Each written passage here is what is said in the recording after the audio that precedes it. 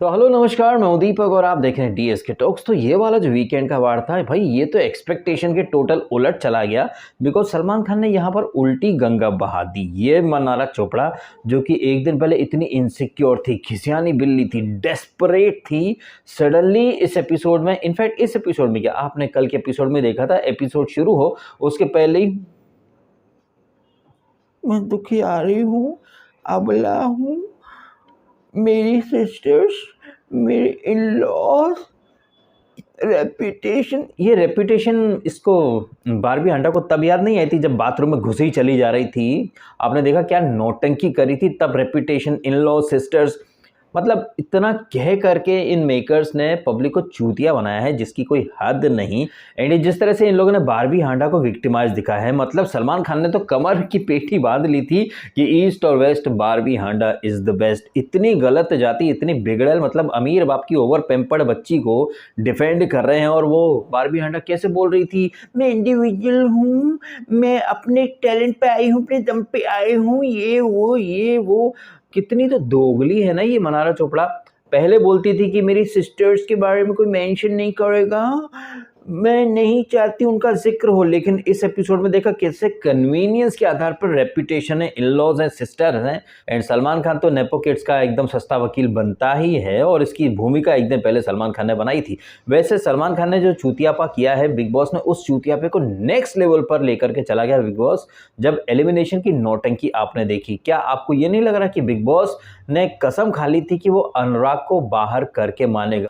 Because ये तो आप भी जानते हैं कि अनुराग डोभाल को वोटिंग के बेसिस पर तो मेकर्स निकाल नहीं सकते, तो क्या करें भाई साहब।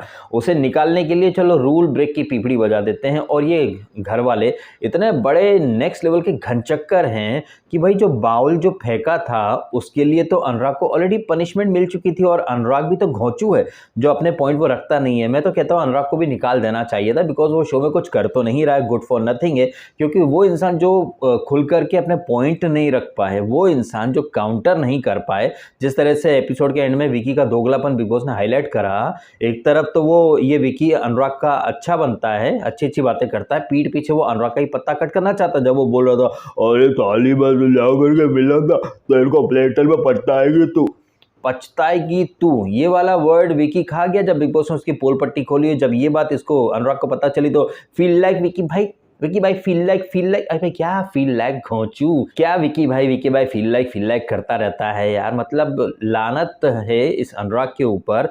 इतने बड़े मतलब यार fans, support system, subscribers, followers इतने सारे हैं, उसके बाद भी एकदम साइड रोल टाइप का कैरेक्टर लेकर के घूम रहा है। भाई इतने फॉलोअर्स अगर हमारे हो जाए तो फिर बात ही क्या। अरे फॉलोअर्स और सब्सक्राइबर्स से याद आया, भाई इस वीडियो को लाइक ज़रूर कर दीजिएगा और कीजिएगा चैनल को सब्सक्राइब भी। हो सके तो 1000 लाइक तो देना यार इस वीडियो के ऊपर भी। पिछले वीडियो में 1000 लाइक का टारगेट पूरा नहीं हुआ, तो इस वीडियो पर तो यार 1000 लाइक अपने को चाहिए।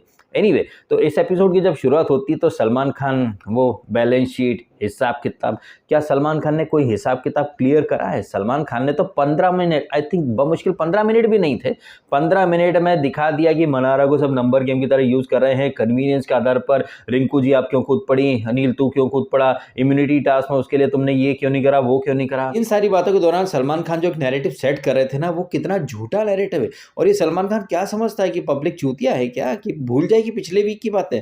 जैसे सलमान खान बार बार कह रहा था कि यार मुन्नी बदनाम को हम क्या समझाएं, पिछले वीक से बोल रहे हैं कि पीछे हट जाओ। कब बोला तुमने पीछे हट जाओ? तुम अगर कह रहे हो कि तुमने बोला पीछे हट जाओ, तो बिग बॉस तो इन दोनों को कन्फेशन में बुला लेते हैं, एक दूसरे पर चिपका देते हैं, फिर तुम अलग एक नैरेटिव चला रहे हो। और सलमान खान जो यहाँ पर बातें कर रहा था, अनुराग तुमने इसको नॉमिनेट करा, कितने लोगों ने उससे जाकर के बात करी, लोगों ने हाथ उठाए, अनुराग ने कहा नहीं मेरे से तो किसी ने बात नहीं करी। सलमान को यह दिख गया कि अनुराग ने मनारा को नॉमिनेट करा, लेकिन पिछली वीक मनारा ने अनुराग को नॉमिनेट करा था कन्फेशन रूम में, तब तो सलमान खान ने कोई सवाल नहीं करा। मतलब हर संभव तरीके से सिर्फ और सिर्फ मनारा को विक्टिमाइज दिखाना था। और घर वालों से और पूछे गए बातें कि भैया क्या हाईलाइट था, भाई विकी बोलता है कि मेरा और अभिषेक का पुश हुआ था। सलमान खान के सामने विकी कह रहा कि पुशम पुशी हुई थी, लेकिन कितनी सहूलियत से सलमान खान ने वो धक्का मुक्की और पुश वाले टॉपिक को ही इग्नोर कर दिया, ले दे करके सारा जो फोकस था सिर्फ और सिर्फ बारबी हांडा के ऊपर ला के रख दिया कि आप ऐसे करती थी, आप ये थी, आपको नंबर गेम समझ रखा है, ये है नील, तुम दोस्ती को सहूलियत के हिसाब से यूज करते हो, आप तो टीम ए में थे, बी में क्यों घुसे, ये वो दुनिया भर का। कहने का मतलब है कि जो ज्ञान सलमान खान दे रहा था ना इन कंटेस्टेंट को कि आप लोग सहूलियत, कन्वीनियंस के आधार पर एक दूसरे के पाले पकड़ते हो, तो क्या सलमान खान आप कन्वीनियंस या सहूलियत नहीं देख रहे हो क्या? जैसे कि एग्जांपल दिया मैंने, आपको ये दिख गया कि अनुराग ने मनारा को नॉमिनेट करा, लेकिन मनारा ने एक वीक पहले जो बीज बोया था वही कर्मा उसे मिला, तो वो चीज़ इग्नोर कर दी। घर में इतना बड़ा एक वो धक्का मुक्की हुई है, उसे बिग बॉस ने भी सिरे से इग्नोर कर दिया। इनफैक्ट ये रूल बुक के आधार पर एलिमिनेशन का जो पीपड़ा इन लोगों ने बचाया, भाई रूल तो ये भी था ना कि घर में हिंसा नहीं होनी चाहिए, लेकिन विकी पुश करता है अभिषेक को, उस रूल ब्रेक के बारे में तो कोई जिक्र ही नहीं कर रहा है। तो ये भी तो कन्वीनियंस है, ये भी तो सहूलियत है। अगर तहलका जो है वो कॉलर पकड़ता तो उसे बाहर फेंक देते हो, लेकिन आपके कलर्स के पूल के या फिर जो एक्ट्रेसेस के पति हैं या कलर्स के जो फेसेस है वो कितना भी धक्का मुक्की कर लें, उन्हें नहीं निकाला जाएगा। इनफैक्ट वो टॉपिक ही डिस्कस नहीं होंगे। तो ये आप लोगों की भी तो सहूलियत, आप लोगों का भी तो कन्वीनियंस है, जहां पर इतनी गलत जा रही बारबी हंडा को भी आप लोग विक्टिमाइज साबित कर रहे हो। सीधी सीधी बात ये थी कि सलमान खान को पिगी चॉप्स का या फिर राघव चड्ढा या परिणीति चोपड़ा का कॉल आ चुका होगा कि भैया मनारा को कैसे भी करके विक्टिमाइज दिखाओ, बिकॉज मनारा तो अपने पैरों पर कुल्हाड़ी मार रही है। तो वो 15-20 मिनट में सलमान खान ने भर भर के कोशिश करी कि मनारा को बहुत ही ज्यादा सपोर्ट कर दें, विक्टिमाइज दिखाएं। और उसके बाद तो कभी तो छलिया लगता है, कभी की तो चूतिया लगता है, कभी तो गांडू, कभी तो राधे लगता है, ऐसे करके वो रवीना टंडन के साथ वो बकवास पंथी। एनीवेज, तो ये रवीना टंडन और सलमान खान जो क्रिसमस सेलिब्रेशन कर रहे थे, अरे आप सबको मैरी क्रिसमस, क्रिसमस की बहुत सारी शुभकामनाएं। तो क्रिसमस वाली फेस्टिविटीज के माहौल में ये भी आ जाता है अब्दू। बताइए भैया, अब्दू को भी बिग बॉस की टीम ने अपना साल भर का एक कॉन्ट्रैक्ट के तहत बिग बॉस का एक वो बना दिया है नौकर। अब वो हर सीजन में आया करेगा, कभी सेंटा बन करके, कभी वाइल्ड कार्ड बन करके। बिग बॉस ओटीटी में भी आया था और अब भी आया, अगले सीजन में फिर आएगा।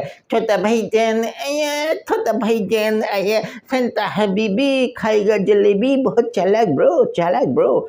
तो अब्दू ने कुछ वो 15-20 मिनट की गिफ्ट वाली कुछ टास्क वगैरह, और उसके पहले सलमान खान ने भी पार्टी पूपर करके टास्क रखी थी, जहां पर अंकिता का दोगलापन आपने देखा। हालांकि सलमान खान ने भी देखा जब ये अंकिता कह रही थी अरुण को कि इनकी लैंग्वेज बड़ी खराब है, बदतमीज़ हैं, तो सलमान ने बोला कि नहीं, ये जहाँ से आता है वहाँ इसी तरह की भाषा का प्रयोग किया जाता है और वहाँ रिस्पेक्टफुल भाषा मानी जाती है।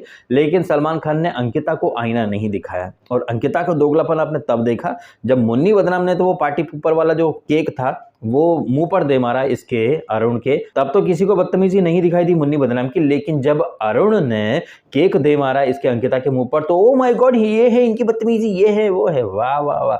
और विकी और जितने भी कंटेस्टेंट हैं उनका भी मतलब वही है, एकदम भेड़ चाल वाला। अंकिता ने बोल दिया बदतमीजी बदतमीजी, लेकिन जब मुन्नी बदनाम ने अरुण के मुंह पर केक मारा था तब किसी को बदतमीजी दिखाई नहीं दी। तो कन्वीनियंस, सेलेक्टिव ह्यूमैनिटी आपको फिर से दिखाई दी इन कंटेस्टेंट की, और स्पेशली ये अंकिता की। ये ऐसे शब्द बोलते हैं, बदतमीजी करते हैं। अंकिता, तुम्हारी तरह कोई किसी को वो अरुण मिडिल फिंगर नहीं दिखाता, तो साले साले चल हट, तुम हमारी वजह से दिखते हो यार। बाहर बैठ कर के यार मेरे दिमाग में ये सारी ख्यालात, सारी बातें आती रहती हैं। ये कंटेस्टेंट जैसे कि अनुराग, अरुण, इन्होंने तो एक एक पल वहाँ पर इसकी अंकिता की हिपोक्रेसी को देखा है। कॉल आउट क्यों नहीं करते? कौन सी चीज़ है जो इन कंटेस्टेंट को रोक लेती है? एनीवेज, तो ये पार्टी फूफर की टास्क और ये क्रिसमस का सेलिब्रेशन, अब्दू का जाना आना, इस बीच हमने देखा ये चिंटू काफ़ी बढ़िया डांस परफॉर्मेंस देता है। उसके बाद एलिमिनेशन का जो चूतियापा था, जहां पर बिग बॉस जो कहते हैं कि भाई एलिमिनेशन सिर्फ पब्लिक वोटिंग के आधार पर होता है, और वो तमाम यूट्यूबर्स जो फर्जी वोटिंग ट्रेंड डालते फिरते हैं, मैं बार बार आपको आगाह करता हूँ, जगाता हूँ कि भैया वो जो ट्रेंड होते हैं वो कतई फेक होते हैं। ये बिल्कुल वही है कि मैं अपने यूट्यूब चैनल पर एक पोल डाल दूँ कि भैया किस किस को वोट करने वाला हो, उसके आधार पर एक परसेंटेज बता दूं कि इसको ऊपर आए, इसको वोट नीचे आए, ये तो पक्का जाएगा, ये तो जाएगा ही जाएगा, जाएगा ही जाएगा। जबकि भाई वो फर्जी वोटिंग ट्रेंड की कहीं कोई अहमियत नहीं होती है। अरे वोटिंग ट्रेंड छोड़ो, वोटिंग की कहीं कोई अहमियत नहीं होती है। आपने आज के एपिसोड में फिर से देख लिया, जहां पर पब्लिक वोटिंग गई साइड में, भैया हम तो रूल की पीपड़ी बजाएंगे और रूल ब्रेक के आधार पर किसी का एलिमिनेशन करवाएंगे। क्यों? क्योंकि वोटिंग के आधार पर तो अनुराग को निकाल नहीं सकते, और बिग बॉस ने जो रूल का जो चिट्ठा खोला था, सबसे ज्यादा रूल ब्रेक किसके थे? अनुराग के। और वैसे भी अनुराग शो में कुछ कर नहीं रहा है। अनुराग के बाद सबसे ज्यादा रूल ब्रेक किसके थे? अंकिता के, लेकिन वो तो चिंकी की खास है। अब कौन बचा भाई साहब? ये नील और ऐश्वर्या, जो कि अंग्रेजी में बातचीत कर रहे थे। और जो क्लिप हमने देखी वहां पर ये ऐश्वर्या अंग्रेजी में बात कर भी रही थी ना, जिसका मतलब ये था कि अगर मैं निकल भी जाऊं तो तू डट के खेलना। क्या हम ये नहीं समझ सकते कि ऐश्वर्या को पता था कि वो निकलने वाली है? और जिस तरह से चिंकी ने बाद में जस्टिफिकेशन दिया था कि उसे पता था कि ऐश्वर्या निकलने वाली है, तो क्या आपको ये नहीं लग रहा कि भाई इनको किसी को ईयरपीस दिया होगा या पहले से बता दिया गया होगा कि इस वीक में ये जाएगा वो जाएगा? सारी चीज़ें क्या आपको एक बहुत ही ज़बरदस्त स्क्रिप्ट का पार्ट लगी या नहीं लगी? प्लीज़ कमेंट करके बताइएगा, बिकॉज मेरे को तो ये सारा का सारा जो ड्रामा था वेल प्लान्ड, एडवांस में प्लान किया हुआ और well scripted, well planned and well executed drama ज़्यादा लगा है। जहां पर चिंकी ने थोड़ा सा गफलतबाजी या फिर गड़बड़ कर दी, क्योंकि मेकर्स का तो भर भर के प्लान था कि भाई अनुराग को निकाल दो। क्यों? क्योंकि जैसे कि आप ऑलरेडी जानते हैं और मैंने ऑलरेडी कहा भी, वोटिंग के आधार पर तो अनुराग बाय डिफॉल्ट टॉप 5 में पहुंच जाएगा। तो भाई पहले से निकाल दो, सो दैट बाकी लोगों के लिए रास्ता क्लियर हो जाए। और यही बात विकी करता है चिंकी से कि बाद में पछताएगी, बाद में पछताएगी। मुंह पर अनुराग को भाई भाई, पीठ पीछे अनुराग का ही पत्ता काटता है विकी नाम का कसाई। वैसे आप मुझे कमेंट करके एक बात और बताइएगा कि क्या आपको लग रहा है कि ये चिंकी अगर किसी ब्लंडरबाजी की वजह से अंकिता का नाम ले लेती तो क्या बिग बॉस वाकई में अंकिता को बाहर निकालता? भाई मुझे लग रहा बिल्कुल नहीं निकालता, क्योंकि अगर ऐश्वर्या बाहर चली गई है, अंकिता बची है। अब आप अगर इस चीज़ को बिग बॉस 14 से रिलेट करें तो वहाँ पर जैस्मीन और चुबीना, दो बड़ी एक्ट्रेसेस कलर्स की ही, दोनों ही कलर्स पर शो करती थी। चुबीना को जिताने के लिए जैस्मीन को निकाल दिया गया था। और यहाँ पर अब जिस तरह से ऐश्वर्या का एलिमिनेशन हुआ है, जिस तरीके से मुन्नी बदनाम, जो कि खुद को बड़ा डिजर्विंग विनर मान रहा था, वो तो डे बाय डे एक्सपोज होता चला जा रहा है। मुझे एक गट फील आ रही है कि भाई नाजिला एंटर कर सकती है आने वाले दिनों में, क्योंकि सलमान खान को जो काम करना था वो तो वो कर नहीं पाए, या हो सकता है कि एक वीक और देखें। तो ये मुन्नी बदनाम, जो खुद को बड़ा माइंडेड और डिजर्विंग समझ रहा है, इसका गेम ऑलमोस्ट नील बटे सन्नाटा हो चुका है। अब यहाँ से सबसे प्रबल चांसेस हैं अंकिता लोखंडे के। वो इतना रूल तोड़ती है, बड़ी फेयर की वकालत करती है, लेकिन ये जो अनफेयर एलिमिनेशन हुआ है उस पर अंकिता भी कुछ नहीं बोल रही। अंकिता बोल रही, अंकिता उसकी अनुराग की थी, अनुराग के थे। मैडम आपके भी तो थे। अगर आप दूसरों को गलत बोल रही है तो खुद के ब्लेंडर भी तो हाईलाइट करो। लेकिन नहीं, अंकिता महा दोगली है, बनती बड़ी क्लासी है। अरुण को बोल ही रही थी ना कि इनकी लैंग्वेज घटिया है। अंकिता तुमसे ज्यादा घटिया तुम तो, चल साले निकल साले गधेड़ा, लात मारती अपने पति तक को तुमने ऐसोल चूतिया बोल दिया है, तो तुम्हें तो लैंग्वेज के ऊपर बोलने का कोई हक ही नहीं है। तो जिस तरह से ऐश्वर्या का पत्ता कट गया है, इससे सिर्फ अंकिता के चांसेस और प्रबल हुए हैं, ऐसा मुझे लग रहा है। आपको क्या लग रहा है? आप भी कमेंट करके ज़रूर बताना। वो जैस्मीन चुबीना वाला सीन यहाँ रिपीट हुआ है। एनीवेज, तो यहाँ चिंकी के फैसले के तहत ऐश्वर्या जो है वो चली जाती हैं, बाहर बैठ करके अपने वो छिले हुए गुर्दे दिखाएंगी दुनिया भर को। बट इन सारी चीज़ों के दौरान आपने एक चीज़ पर ध्यान दिया क्या? सलमान खान ने आयशा का नाम एक बार भी नहीं लिया। जब से वाइल्ड कार्ड आई है, नई वाइल्ड कार्ड आई है, नई वाइल्ड कार्ड, मतलब कहीं ना कहीं सलमान खान को इस आयशा की एंट्री पसंद नहीं आई, ऐसा मुझे लग रहा है। और सलमान खान ने एक इंडिकेशन तो दिया है कि चिंकी अब आएगा, आएगा नहीं, आएगी आएगी। तो क्या पता भाई साहब अगले वीक आपको नाजिया की एंट्री दिखाई दे जाए। और जो हमारा एक ऑब्जर्वेशन था कि भैया क्रिसमस है, फेस्टिविटीज़ का टाइम है, एलिमिनेशन नहीं होगा, तो चीज़ें उल्टी कर दी मेकर्स ने, और भैया वहाँ तो उल्टी गंगा बहा करके रख दी है। हालांकि सलमान खान फुल मूड में तो लगे मेरे को कि वो बजाएंगे मुन्नी बदनाम को, लेकिन वो क्या बोले सलमान खान, आप लोग कितना भी खराब करने की कोशिश करो, भाई फेस्टिविटीज़ का माहौल है, तो हम यहाँ पर ज़्यादा बैशिंग नहीं करेंगे। इन शॉर्ट, कल का एपिसोड और आज का एपिसोड सलमान खान ने भर भर के मेकर्स का एक जो प्लान था उसे एग्जीक्यूट करा और जनता को कह करके चूना लगा दिया है। गोलमाल पिक्चर का सीन याद आ रहा है, ओए डिक्की चूना लगा गई बे। प्रोमो दिखाए कुछ, एपिसोड में दिखाया कुछ, और हाँ जिस तरह से सलमान खान ने इतना ओपन सपोर्ट दिया है इसको बारबी हांडा को, भाई बारबी हांडा के तो जज्बात बदल गए, हालात बदल गए। 2 दिन पहले तक ये दोस्ती के लिए रो रही थी, आपने देखा कैसे अनुराग निकल जाए इसके लिए वो चिंकी से बात भी कर रही थी, मौका था, ये था, वो था। और आपने बॉडी लैंग्वेज में जो सडन चेंज देखा है मनारा की, इतना एरोगेंस आ चुका उसकी बॉडी लैंग्वेज के अंदर। और जिस तरह से प्रोमो आया है, अरे प्रोमो में तो मुन्नी बदनाम भी घर की प्रॉपर्टी तोड़ रहा है, तो क्या उसे भी पूरे सीजन के लिए नॉमिनेट किया जाएगा? क्या उसके ऊपर भी रूल ब्रेक के ये जो लॉजिक है लागू होंगे? नहीं नहीं नहीं नहीं, ये क्या बोल दिया भाई साहब, वो तो बिग बॉस का फेवरेट है। और बिग बॉस को जो टीआरपी वगैरह है वो मुन्नी बदनाम और ये आयशा का जो बाहर से थोपा हुआ जो लव ड्रामा है, अब इसमें नाजिला भी कूद पड़ेगी। मुझे तो यही लग रहा है कि सलमान खान ने अपने आप को शायद इसीलिए रोक लिया, बिकॉज ये जो गंदगी है इस गंदगी को और बढ़ाएंगे और फिर नाजिला को भी लेकर के आ जाएंगे, और क्या पता शायद ऐसा हो सकता है, देखते हैं होता है या नहीं होता है। और इन सारी चीज़ों के अलावा तो कुछ खास हैपनिंग चीज़ें हुई नहीं थी, बस ये बारबी हांडा को चने के झाड़ पर चढ़ा दिया है। अब उसे घमंड आ चुका है, मुझे नहीं चाहिए आपके 1 लाख वोट, मुझे ये नहीं चाहिए, वो नहीं चाहिए, पहले क्लासी थी अभी त्रैशी हो गई है, भिखारन बना के रख दिया, ये करके रख दिया। और जिसके ऊपर वो मुन्नी बदनाम प्रोमो में चढ़ करके आ रहा है, नाजिला का नाम कैसे लिया, नाजिला का नाम कैसे लिया, तेरी क्लास तोड़ रहा है। देखते हैं अब मुन्नी बदनाम के ऊपर ये प्रॉपर्टी डिस्ट्रक्शन का कोई कानून लागू होगा या नहीं लागू होगा। आप कमेंट करके बताइएगा। जिस तरह से ऐश्वर्या को निकाल दिया गया घर से, वो भी एक कैप्टन, एक अकेले इंसान को पावर दे करके, तो एक चीज़ आपको समझ में आ जानी चाहिए, ये जो वोटिंग ट्रेंड, वोटिंग और ये जो फैंस पकड़ करके बैठ जाते हैं टुनटुना की, उनके वोट की वजह से कंटेस्टेंट वहाँ पर टिका हुआ है।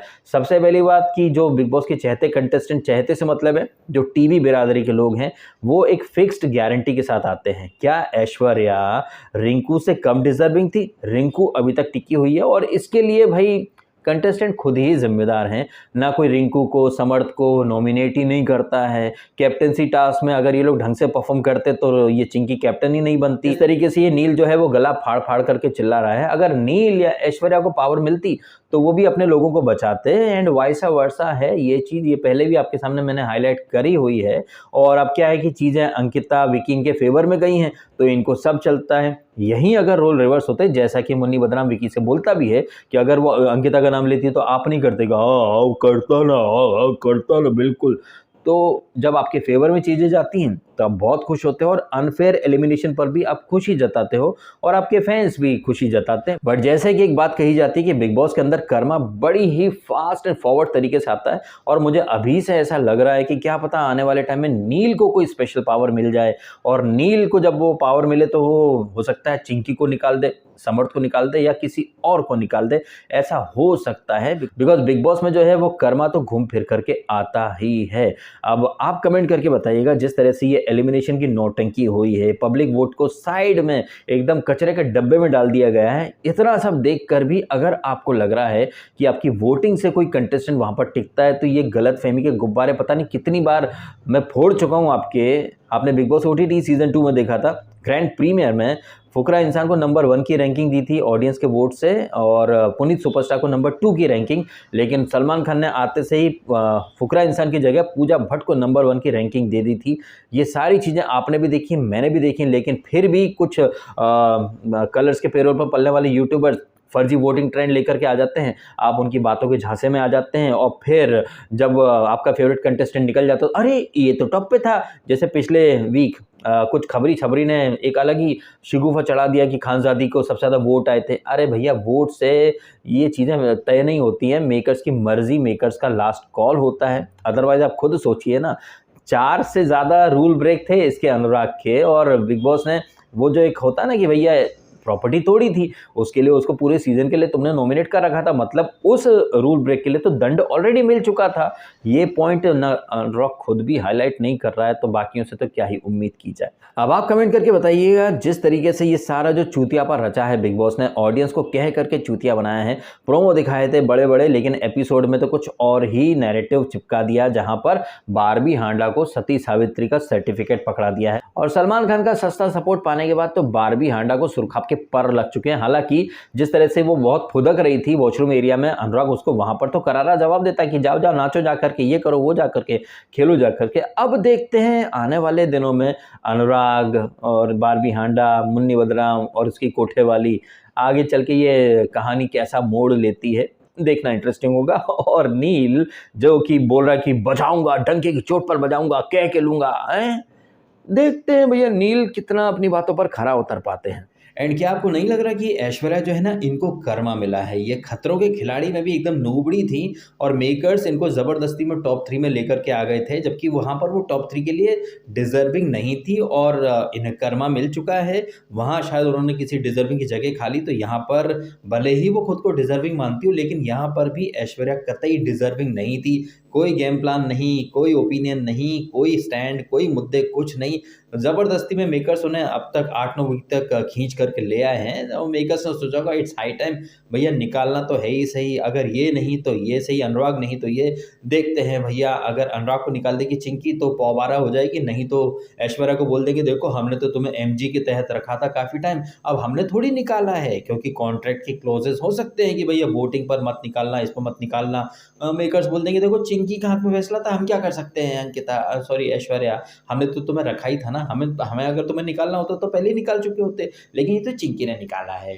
तो आप देखें कि कितनी जल्दी कर्मा मिल गया है ना इसको, ऐश्वर्या को। वहाँ खतरों के खिलाड़ी में बड़ी डिजर्विंग बनी फिरती थी, वहाँ पर भी इसको मेकर्स ने फिक्स्ड फाइनलिस्ट बनाया था, यहाँ पर भी वो मेकर्स के एकदम फिक्स्ड वाले कारपेट पर ही बैठ करके यहाँ तक आई है। तो ऐश्वर्या का जो एलिमिनेशन हुआ है, हालांकि है अनफेयर, बट आई फील कि वो जस्टिफाइड है, बिकॉज वो शो में कुछ कर तो नहीं रही थी, सीधी बात, नो बकवास। फिलहाल जो भी हैं आपके कमेंट और ओपिनियंस शेयर कीजिएगा मेरे साथ, और वीडियो अगर आपको अच्छा लगा तो उसको लाइक कीजिएगा, दबा के लाइक ठोको यार, और करो चैनल को सब्सक्राइब भी। मिलते हैं आपसे अगले वीडियो में। आपने समय निकाल कर वीडियो देखा, आपका बहुत बहुत धन्यवाद। Thank you so much.